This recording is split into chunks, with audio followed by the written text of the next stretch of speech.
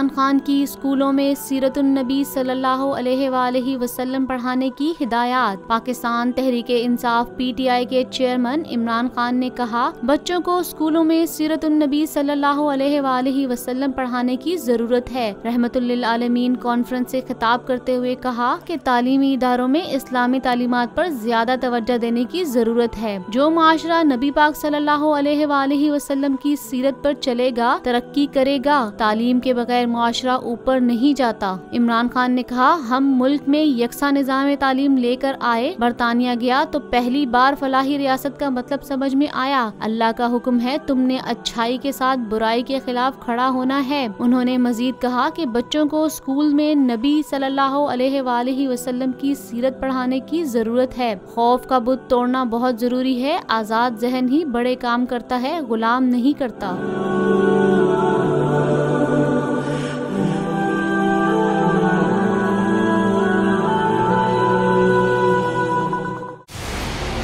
मंजिल, रास्ता, जज्बा,